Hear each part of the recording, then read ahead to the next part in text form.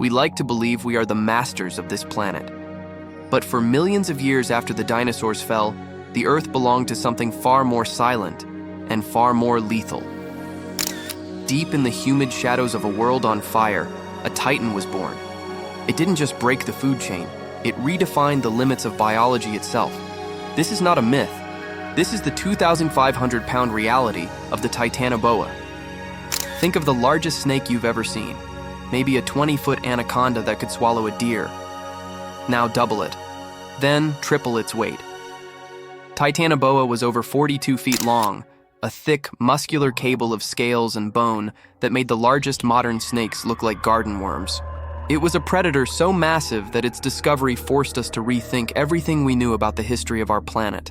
The evidence didn't surface in a lush jungle, but in a place of dust and machinery, the Cerrejón coal mine in Colombia. In 2009, paleontologists weren't looking for monsters. They were documenting a lost rainforest buried under layers of rock. But as the heavy shovels cleared the debris, they struck something that defied explanation. A single vertebra, so wide it was initially mistaken for a giant crocodile. Dr. Jonathan Block and his team soon realized this was no crocodile. The geometry of the bone was unmistakably snake-like, but on a scale never before recorded in the fossil record. They had found the holy grail of herpetology. As more bones were unearthed, a nightmare began to take shape. A creature that ruled a world where the average temperature was a sweltering 90 degrees Fahrenheit. Nature has a strict set of rules, and for reptiles, the most important rule is temperature. Being ectothermic means your size is dictated by the heat of your environment. A snake's metabolism is like an engine that only runs when the sun is out. To power a body as massive as Titanoboa, the Earth's thermostat had to be pushed to the limit. This snake is a biological thermometer, revealing a past much hotter than we ever imagined. If you weigh 2,500 pounds, gravity becomes your worst enemy. On land, Titanoboa would have struggled to move its own bulk, likely leaving deep trenches in the mud. But in the water, it became weightless. This massive weight wasn't just fat, it was pure, crushing muscle. Scientists estimate that if Titanoboa wrapped itself around you, it would be like having the weight of 3 full-sized elephants pressing down on your chest. To sustain this level of gigantism, the Paleocene world had to maintain a mean annual temperature of at least 32 degrees Celsius. That's a global heat wave that lasted for millions of years. This high-energy environment turned the jungle into a literal growth chamber. Plants grew faster, prey grew larger, and the Titanoboa rose to the top of it all as the ultimate solar-powered killing machine. But how do we know exactly how long it was? Paleontologists use a specific mathematical ratio between the size of the vertebrae and the total body length.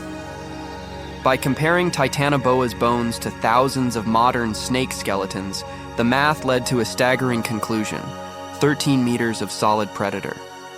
It was a discovery that didn't just break records, it shattered our understanding of how large a cold-blooded animal could get.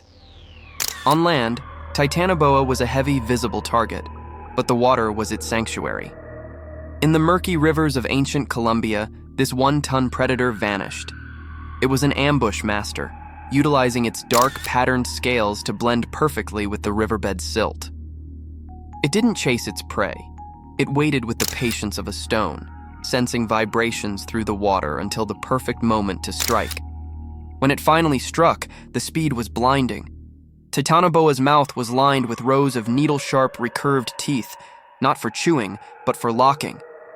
Once those jaws clamped down on a victim, there was no escape. The more the prey struggled, the deeper the teeth sank.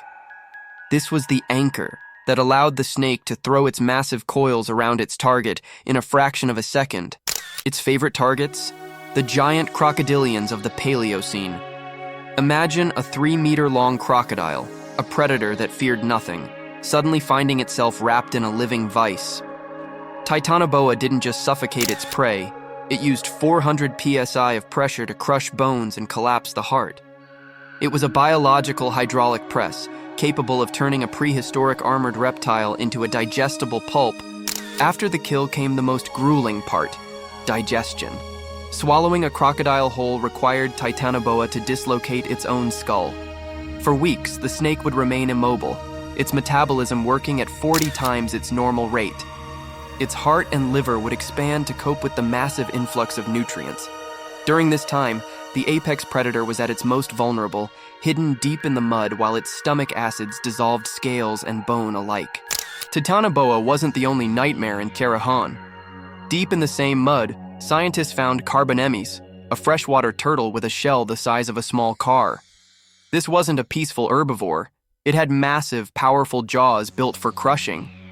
In this world, even the turtles were armored tanks. To a young Titanoboa, this was a dangerous rival. To a full-grown adult, it was the ultimate challenge in a high-stakes game of survival. Why was everything so big? It was a biological arms race. In the high-oxygen, high-heat environment of the Paleocene, the plants were supercharged. Giant trees meant giant herbivores, which in turn demanded giant predators. If you were small, you were invisible, or you were eaten. Evolution pushed the limits of carbon-based life to the absolute edge, creating a world where normal was anything but. But even a titan starts small. A newborn Titanoboa was still over 3 feet long, but in a swamp filled with 15-foot crocodiles, it was a target. These juveniles likely lived a completely different life, hiding in the shallowest mangroves and hunting small fish. They had to grow fast, very fast, because in the Cerrejón, the window between being the prey and becoming the predator was dangerously thin. For millions of years, Titanoboa sat on a throne of scales. It had no natural enemies once it reached its full size. It was the peak of a tropical empire that thrived in a greenhouse world. But as history has shown us time and again, the more specialized a predator becomes, the more vulnerable it is to change. The very heat that gave Titanoboa its power was about to become the reason for its downfall. The end of Titanoboa didn't come from a meteor or a volcanic eruption. It was a slow, quiet betrayal by the planet itself.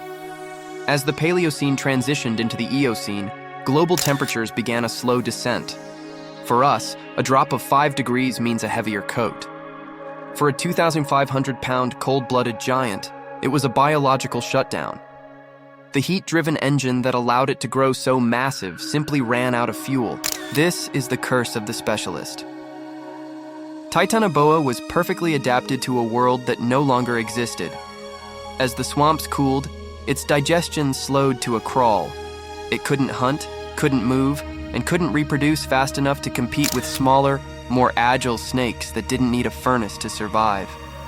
The titans vanished, leaving only their massive skeletons buried in the mud of what would eventually become a Colombian coal mine. Today we walk over the graves of these giants. The Cerrejón mine is more than just a source of coal.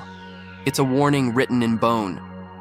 It tells us that the Earth's climate is the ultimate architect of life. Every fossil found there is a piece of a puzzle that explains our own past, and potentially our future. In a world where temperatures are rising again, the story of Titanoboa isn't just about a monster. It's about how life reacts when the heat is turned up. We may never see a 42-foot snake again, but the DNA of the giant still slithers through the modern world. Evolution is waiting, patient as always. The Titanoboa remains a ghost in the machine of nature, a reminder that we live in a world of temporary kings. And in the long history of Earth, the reign of the Titans is never truly over. It's just on pause. Thanks for watching.